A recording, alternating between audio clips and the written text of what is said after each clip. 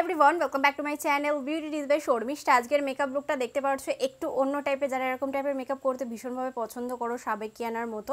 তো আমার তো এই মেকআপ লুকটা ভীষণ পছন্দের, যেহেতু আমি ব্ল্যাক কালার পছন্দ করি, তার সাথে আমি জুয়েলারিটা নিজে হাতে বানিয়েছি, সেই কারণে আমার মেকআপ লুকটা ভীষণ ভালো লাগছে। আর আমি এই মেকআপ লুকটা ডেফিনেটলি নবমীর দিন ট্রাই করবো। তোমরা এটা অষ্টমীর দিন রাতেও করতে পারো, নবমীর রাতেও করতে পারো। এই মেকআপ লুকটা জাস্ট একটা অসাম। এরকম টাইপের মেকআপ লুক এখন ভীষণ চলছে, একটুখানি ব্ল্যাকিশ স্মোকি আই, তার সাথে কিন্তু এরকম জুয়েলারি দিয়ে অসাম লাগবে মেকআপ লুকটা। ডেফিনেটলি তোমরা যারা ব্ল্যাক পছন্দ করো ট্রাই করো। আমার তো ব্ল্যাক কালার ভীষণ পছন্দের, মানে আমার 100টার মধ্যে মনে হয় 50টা জামাই ব্ল্যাক কালারের রয়েছে, মানে আমার ব্ল্যাক কালার ভীষণ ভালো লাগে। তো চলো দেখে নেওয়া যাক, অনেকটা কথা বলে ফেলেছি। আর এই মেকআপ লুকটার বাজেটটা আমি একেবারে কম দিয়েছি, একেবারে বলতে পারো কম। তোমরা হার্ডলি 150 থেকে 200 টাকার মধ্যে এই মেকআপ লুকটাকে কমপ্লিট করে নিতে পারবে, দুর্গাপুজো রিলেটেড। তো চলো দেখে নেওয়া যাক এই মেকআপ লুকটাকে আমি কীভাবে কমপ্লিট করেছি। প্রথমে কিন্তু আমি ব্যবহার করে নিচ্ছি গুড ভাইবসের একটা ভিটামিন সি সিরাম। এটা কিন্তু ভীষণ ইম্পর্টেন্ট। এখন না অনেকে না স্কিন কেয়ার ঠিকঠাক করে না বলে স্কিনে অনেক রকম প্রবলেম চলে আসছে। তো মেকআপ করার আগে সবার প্রথমে স্কিন কেয়ারটা যত ভালো করবে তত কিন্তু মেকআপটা তোমাদের লং লাস্টিং হবে।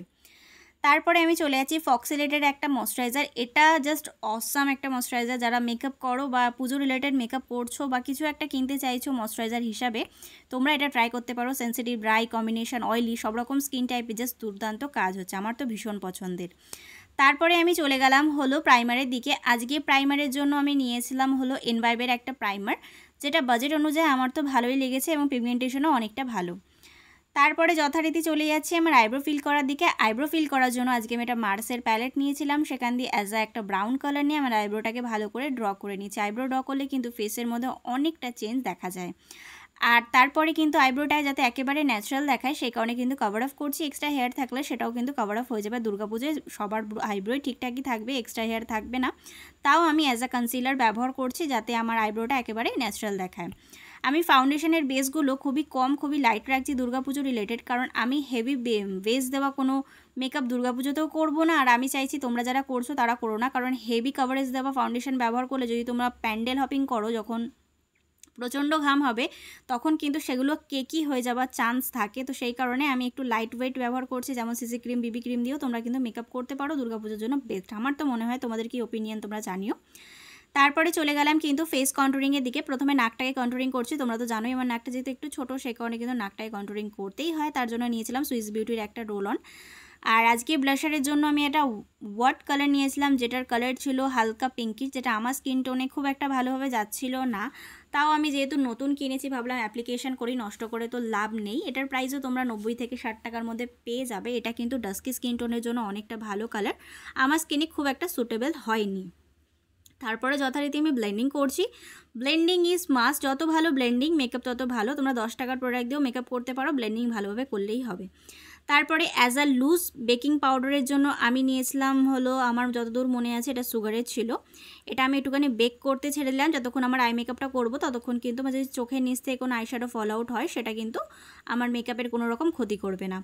তারপরে আমি চলে গেলাম কিন্তু আমার আই মেকআপের দিকে। আই মেকআপের জন্য প্রথমে যে কালারটা পিক করলাম সেটা কিন্তু ফেস কন্ট্রোরিং কালার একটা ব্রাউন কালার। এটা কিন্তু খুবই ইম্পর্টেন্ট কালারটাকে মিচেবল করার জন্য। তারপরে নিয়ে নিলাম ব্ল্যাক কালার একটা আই শ্যাডো, সেটাকে কিন্তু প্রথমে আমি লাইনারের মতো পরলাম। কালো মাস্কারা কোনো সময় বেশি করে নেবে না, তাহলে কিন্তু আই মেকআপটা নষ্ট হয়ে যেতে পারে, কোথাও কোনো জায়গায় কম বেশি হয়ে যেতে পারে।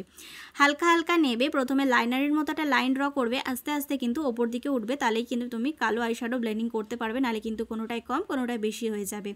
এই যে দুটোকে আমি একসাথে অ্যাপ্লিকেশন করার পরে কিন্তু একটা হার্শ লাইন পড়ে গেছিলো, সেটাকে কভার আপ করার জন্য কিন্তু ভালো করে ব্লেন্ডিং করাটা খুবই ইম্পর্টেন্ট। ব্লেন্ডিং করা হয়ে গেল, তারপরে কিন্তু আমি চলে যাচ্ছি কাজলের দিকে। তোমরা এই আই মেকআপটার সাথে কিন্তু হোয়াইট কাজলও পরতে পারো, কিন্তু কেন জানি না আমার চোখে নাকি হোয়াইট কাজল একেবারেই ভালো লাগে না, এটা আমার মায়ের বক্তব্য, সেই কারণে আমি হোয়াইট কালারটা অ্যাভয়েড করলাম। আমি ব্ল্যাক কালারটা পরে নেবার পরে আমার চোখের উপরে যেই দুটো আই শ্যাডো অ্যাপ্লিকেশন করেছিলাম সেই দুটোকেই কিন্তু কাজলের নিচে ভালো করে ব্লেন্ডিং করে দিলাম। দেওয়ার পরে চলে গেলাম মাস্কারার দিকে। দেখো আই মেকআপটা কিন্তু অলমোস্ট ডান হচ্ছে। আর আই মেকআপটা দেখতে কিন্তু অসাম, তোমরা যে কোনো স্কিন টোনে করতে পারো। আর এইসব আই মেকআপ কিন্তু এখন ভীষণভাবে ট্রেন্ডিং চলছে। তারপরে যে লুজ পাউডারটা আমি রেখে দিয়েছিলাম বেকিং করতে, সেটা কিন্তু ভালো করে ফলো আউট করে দিলাম, যাতে আমার ফেসের সাথে কোনোভাবে কেকিভাবে না দেখা যায়। তারপরে হাইলাইটারের পালা, তোমরা চাইলে হাইলাইটার ব্যবহারও করতে পারো, স্কিপও করতে পারো। দেখো মেকআপের বেসটা এত সুন্দর বসেছে যে হাইলাইটার ব্যবহার করার কোনো প্রয়োজন নেই, তাও যদি মনে হয় তাহলে ব্যবহার করতে পারো। তারপরে চলে গেলাম লিপস্টিকের দিকে। লিপস্টিকের জন্য আজকে আমি দুটো শেডকে কম্বাইন করে অ্যাপ্লিকেশন করব। প্রথমে আমি নিয়েছিলাম হলো একটা পেন লাইনার, তারপরে কিন্তু আমি লিপস্টিকটা পরবো। পেন লাইনারটা দিয়ে আমার লিপটাকে লাইন করে নিচ্ছি। যখন তোমরা এই মেকআপটা করছো, পার্টিকুলার এই মেকআপটা করছো ব্ল্যাক শাড়ির সাথে, তখন কিন্তু অবশ্যই নিউড লিপস্টিক ক্যারি করবে। হ্যাবো কিছু ডার্ক লিপস্টিক পরলে কিন্তু তোমার শাড়িটা না ওভার হয়ে উঠবে এবং তোমার ফেসটা ওভার হয়ে উঠবে। তোমার নিউড যদি লিপস্টিকটা থাকে তাহলে মেকআপের সাথে একদম খুব ভালোভাবে মিশে যায়। আমার এটা পার্সোনাল ওপিনিয়ন, কারণ আমি প্রচণ্ড পরিমাণে ব্ল্যাক ড্রেস পরি। আমি যখনই ব্ল্যাক ড্রেস পরি তখন আমি নিউড কালার লিপস্টিক পরি, আর নিউড কালার লিপস্টিক আমার ঠোঁটে ঠিক সুটেবল নয়, সেই কারণে আমি কিন্তু লিপটাকে একটু লাইন করে নিলাম। তারপরে মেকআপ ফিক্সার দিয়ে ফাইনালি আমি রেডি হয়ে গেছি। তোমরা কিন্তু ডেফিনেটলি মেকআপ লুকটা ট্রাই করতে পারো, আমি তো অবশ্যই ট্রাই করবো। আর এই জুয়েলারিটা কিন্তু আমি নিজে হাতে বানিয়েছি, যারা ট্রাই করছো তারা অবশ্যই জানিও। আজকের জন্য টাটা। আশা করবো তোমরা কিন্তু দেখতেই পারলে এই মেকআপ লুকটা আমি কীভাবে কমপ্লিট করেছি। এই মেকআপ লুকটা কিন্তু আমার ভীষণ ভীষণ ফেভারিট, আমার ভীষণ একটা মেকআপটা খুব ভালো লেগেছে।